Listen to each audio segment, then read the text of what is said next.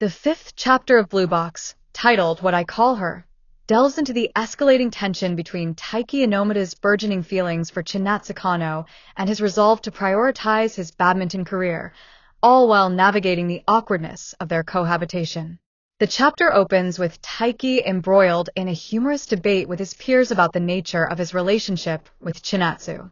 After being spotted walking home together, their classmates speculate whether they're romantically involved, but Taiki vehemently insists they're just friends, a claim met with skepticism and teasing. This public scrutiny amplifies Taiki's anxiety, as he struggles to reconcile his secret living arrangement with Chinatsu and his desire to maintain a facade of normalcy.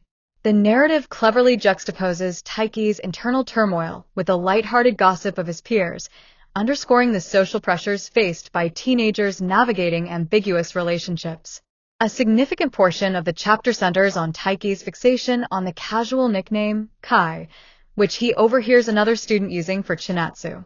This small detail spirals into an existential crisis for Taiki, who agonizes over whether he, too, could ever address her so familiarly. His internal monologue oscillates between envy and self-doubt, as he questions whether their shared living situation and growing closeness grant him the right to use such an intimate nickname.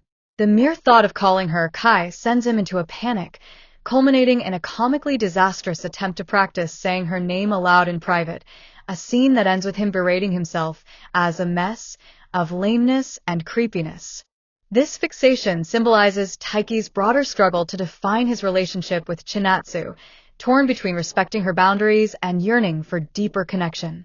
Meanwhile, the looming shadow of Haryu, Taiki's badminton rival, adds athletic stakes to his emotional chaos.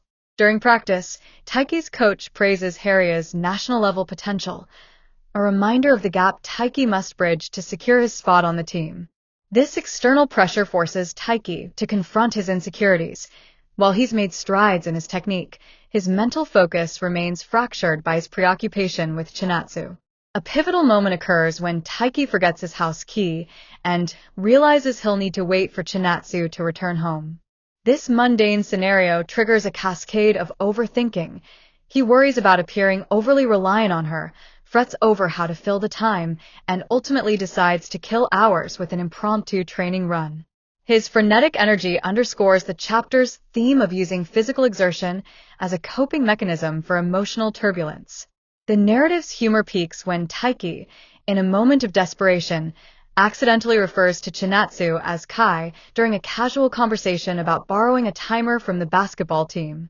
The slip-up sends shockwaves through their peers, who interpret the nickname as evidence of an intimate bond. Chinatsu, however, remains characteristically unfazed, responding with her usual calm demeanor. This contrast between Taiki's spiraling anxiety and Chinatsu's poise highlights their evolving dynamic. Taiki's crush is increasingly obvious to everyone except Chinatsu, whose focus remains steadfastly on basketball.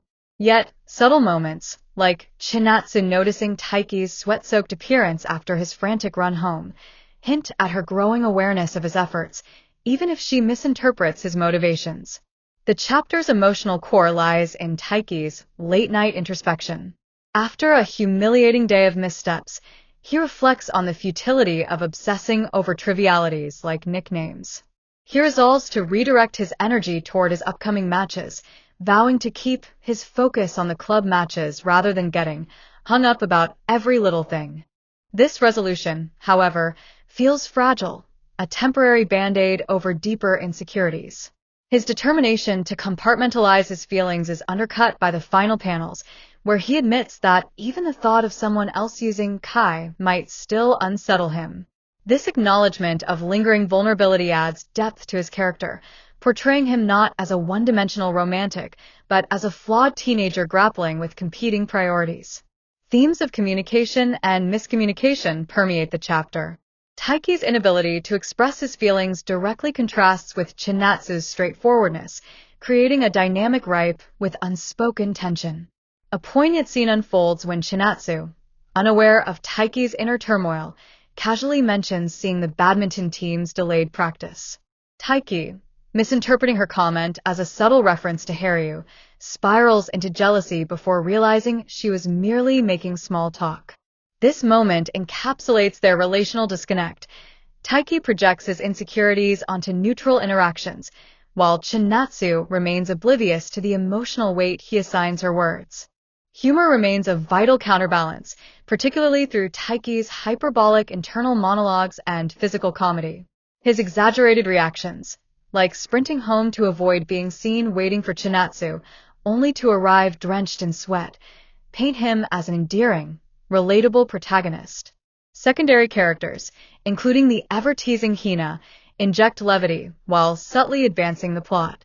Hina's offhand remark about Taiki and Chinatsu being chosen to be class representatives adds a layer of irony, as Taiki's real-life, chosen dilemma, living with his crush, is anything but glamorous. Symbolism is woven throughout, particularly in the recurring motif of names and labels. The nickname Kai serves as a metaphor for the intimacy Taiki craves but fears pursuing, while his inability to utter it reflects his self-imposed emotional barriers. Similarly, the Forgotten House key symbolizes Taiki's broader sense of unpreparedness for adulthood, for love, and for the pressures of competitive sports. The chapter closes on a note of tentative growth. Taiki's decision to channel his anxiety into training suggests maturity, yet the unresolved tension with Chinatsu promises future complications. As the Nationals qualifiers approach, the stage is set for Taiki's athletic and emotional journeys to collide, with his ability to balance both determining not just his success on the court, but the evolution of his relationship with Chinatsu. In Blue Box Chapter 5, Koji Miura masterfully captures the awkward beauty of adolescent longing, blending slapstick humor with poignant introspection. Taiki's journey, marked by missteps, overthinking, and fleeting moments of clarity, resonates as a universal portrait of teenage vulnerability. The chapter's exploration of unspoken feelings, social perception, and the struggle for self-definition cements Blue Box as a nuanced coming-of-age story, where the stakes of young love are as gripping as any sports championship.